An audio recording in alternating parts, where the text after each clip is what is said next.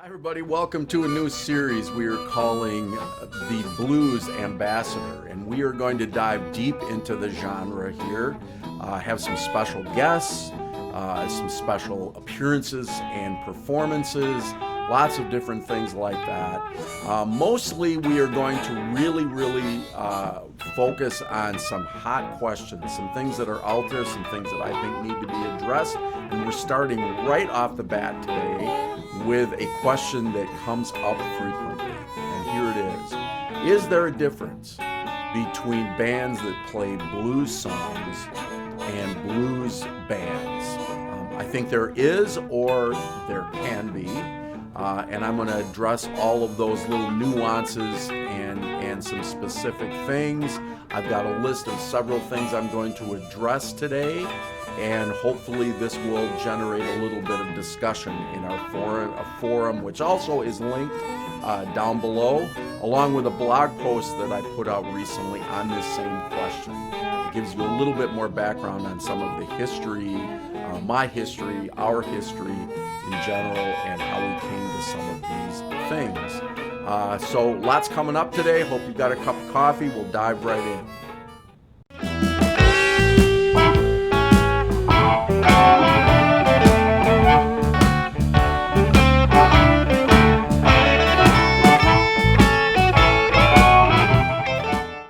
Okay, I have a guitar here because I want to talk a little bit about some very specific things. Point number one will be rhythm and groove.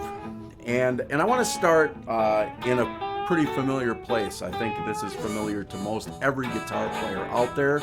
For many of us, it was the very first thing that we learned. We were told it was the blues, and it was a rhythm that goes something like this.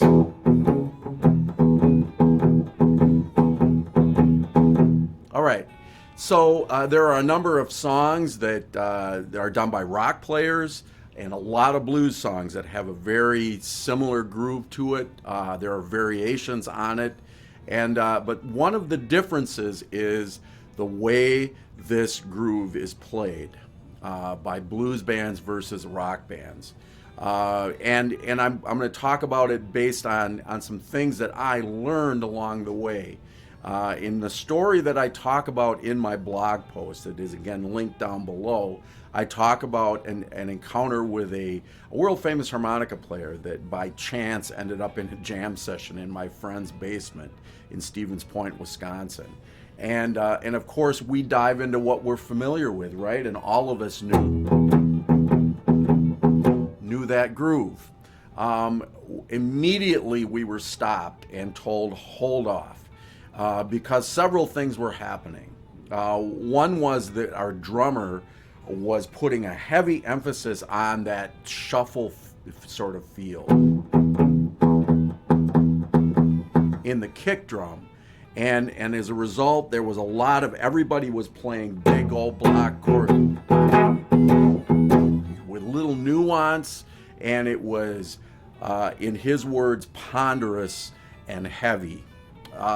Now I will say this, that this is a groove that is very common. There are a lot of great blues songs that have this groove. Generally, when a blues band plays it, there is a feel, there is a particular swing and sway to what happens. That ponderous, heavy feeling with that heavy emphasis on these big block chords is a little bit more nuanced. The swing and the sway generally happens because of the back and forth between the kick on the 1 and the 3 and the snare on the 2 and the 4, often with that shuffle feel being played either on cymbals or on sort of a rub feel on the snare. And more than that is sort of very often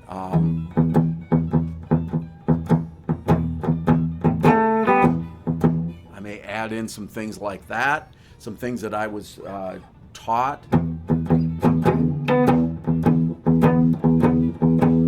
And here is the thing. Where that emphasis happens and how this groove is played depends on, and this is going to come up and be emphasized later, on two things. the groove and the song. Let me say that again. Groove and song. That is important. There are songs that have this groove. There are certain things that are required as part of those songs because of the tune, because of the way that the song is, and that is what is going to depend on what you do. There also are other rhythms and variations on this. It can be a rhythm that really emphasizes the offbeat.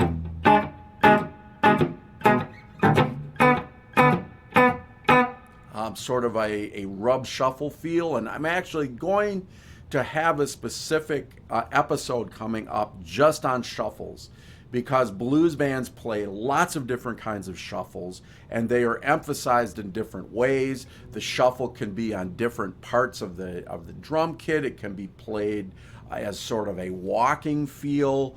It can be played as what we call, which more is closer maybe to that, which I've heard called a lumpy shuffle or a lumpy shuffle. If you don't know what a shuffle is, that is part of the terminology that we will discuss in one of the other points that is coming up. Blues bands understand what that is and understand many of the different variations on a shuffle, different songs that have different shuffles. There's a Texas shuffle and a rub shuffle and what I call an uptown, sort of a swing shuffle, but lots of different ways to play it. So that is number one. We're going to move on to number two in a moment here, which is related. Point number two is that blues bands are not just stuck in one way of playing blues songs. It isn't just that all songs have that feel to it. A blues band will cover many different kinds of shuffle grooves in a particular night. Again, it depends on the songs, but may jump into a rumba type rhythm, or a feel, either a slow blues or maybe a slightly faster song that may have a 6/8 or 12/8 kind of 3 against 4 sort of feel to it. Dun, dun, dun, dun, dun, dun, dun, dun, dun, dun, dun, dun, that kind of a thing. Or almost like a country feel, 2/4 sort of a vibe. There are songs that definitely have that going on. There is variety to it. The genre is wide and incredibly varied, and learning all of those different grooves is important. I'm actually going to link a video down below that I did a while ago that specifically talks about all of those grooves, and we will come back to that too and talk about a lot of those kinds of things in upcoming videos. That's point number 2. All right, point number 3 is something I call dynamics and motion. This is something you learn pretty early on if you start playing in blues bands. That this whole idea that everything is one-dimensional, and not just in terms of grooves, but in terms of volume, in terms of the way that the groove may work, that the bass line might be played against a particular song, that may shift at times during a song, especially under solos. These are not generally the kinds of things you see with bands that maybe rock bands or country bands that play blues songs. It tends to be pretty one-dimensional without much dynamic.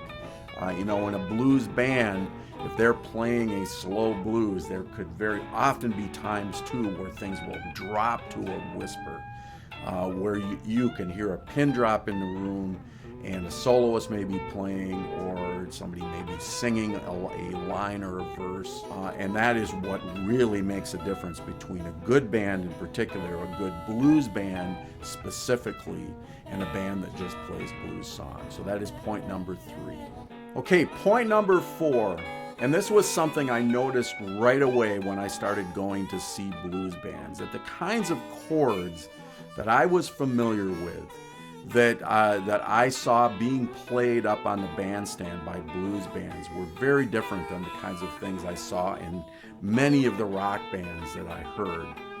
There might be some similarities. There, certainly in many rock songs, especially bands like Led Zeppelin or Cream. Certainly, they are using chords in their songs that have this flat 7 or dominant 7 sort of sound to it, and sometimes even ninths added in.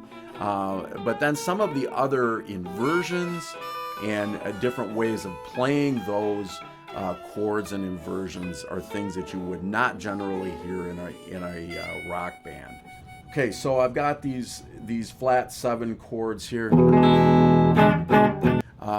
But what I saw in the blues bands that I was watching were people using a whole lot of other kinds of sounds. They may have started off with something that was familiar. So that was an inversion. Switching to the 4.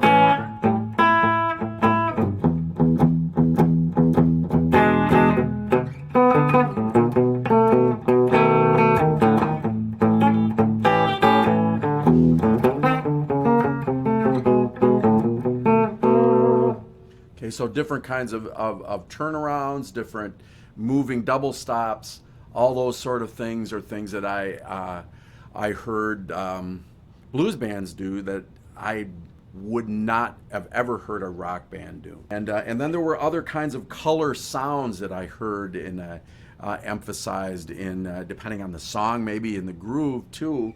But a blues band would typically use things that could be ninths, that kind of a sound.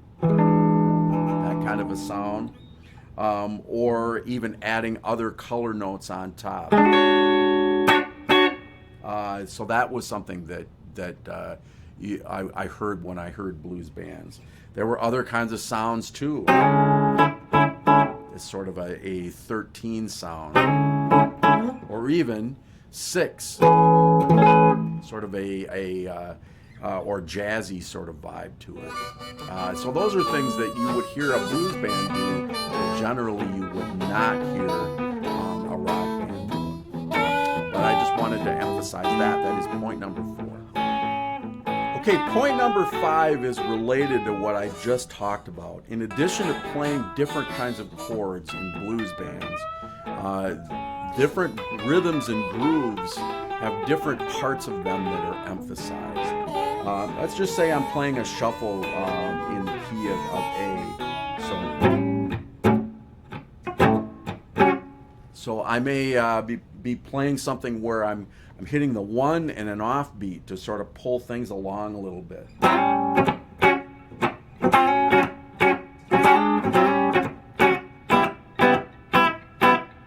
Varying it like that, rather than just playing.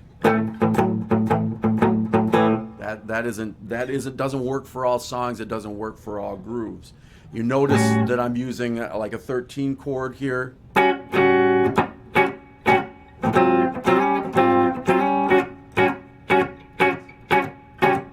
And as I said, I may shift things up. Maybe that's happening under the verse, and then once I get to the solo sections, I'm going to use something completely different. Maybe not even using full chords.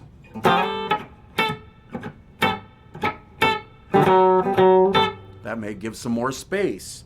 A different chord voicing to give the soloist something different to play over.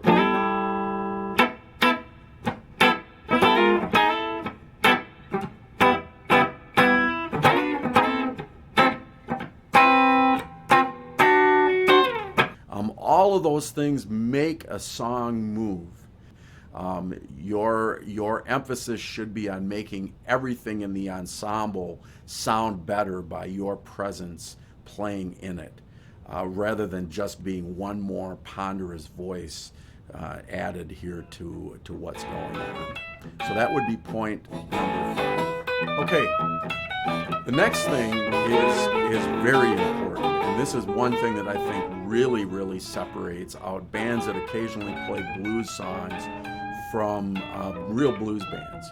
And it is the players, they have a catalog of information. And most of that came from a catalog of songs and things that they have learned as part of being a blues player. It could be little hammer-ons like this.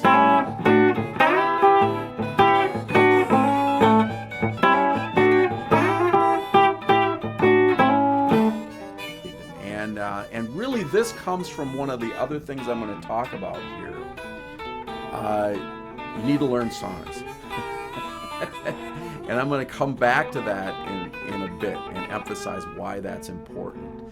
Knowing the genre is a big part of that. It may be pulling a little rhythm figure like I just played here from another song and bringing that into your playing with an entirely different song.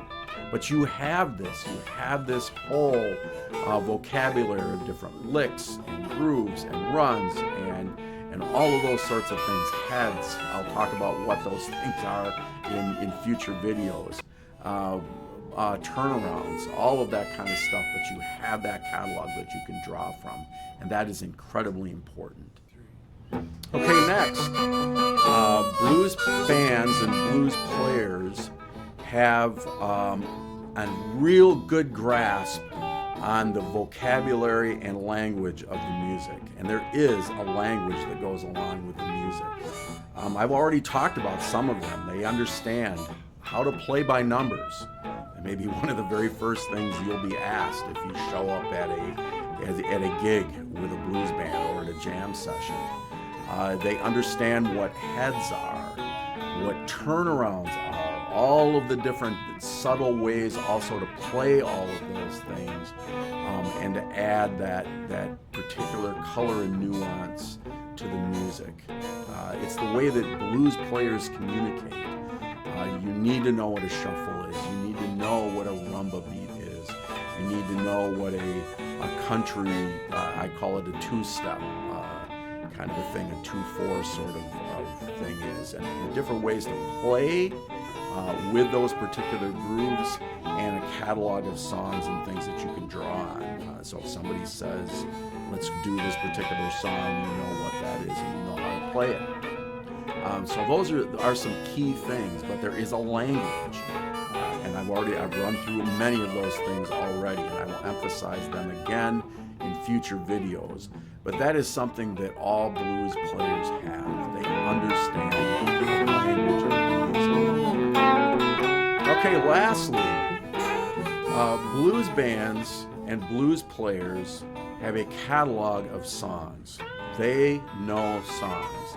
They don't just know how to play some basic rhythms and maybe a pentatonic scale. They know songs, and they know the rhythm parts, the heads, the different kinds of lines that may come in and out of those rhythms that make those songs happen.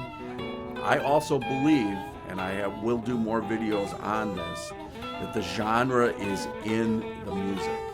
And understand that knowing blues songs is a critical thing. So if somebody would be on a bandstand and would say, hey, we're going to do Off the Wall by Little Walter, or we're going to do T-Bone Shuffle, you know what those heads are. You know how to play the rhythm parts. You know all of the different ways to make that song happen. Or somebody may say, hey, we're going to do a groove that's really similar to Scratch My Back. And you know what that is, but you have that catalog. This will also make you indispensable at blues jams. If you get up there and all you know how to do is to play some pentatonic scales over some rudimentary chords, you aren't probably going to play much. But if you get up there and you know songs, in particular, if you know how to sing those songs, know how to lead those songs, that is going to help you to stand out. I'm going to do an entire video coming up in the future on how to go to blues jams, the things to do and not do. But again, knowing songs is the critical thing that will set you apart. Okay, the last thing that I want to talk about here is related to things that I have been mentioning. We're going to do videos on all of these different little pieces and parts. And so look for that as we go forward. I've also referenced the discussion. And part of what's going to be emphasized the guests that we may have on, the performances that we may have on, all those sorts of things are going to be related to this. What are the questions that you have? What are the things that you think are really important that people need to know about? One of the big places that we host a discussion on these things is on a Facebook page that is entitled Real Blues You Can Use. And that is that link down below. You can hit that, join the discussion, bring your information, your experience, your questions to that discussion, and that's really where it will happen. Much more coming up. Thanks for being here with us here today, and we will see you soon.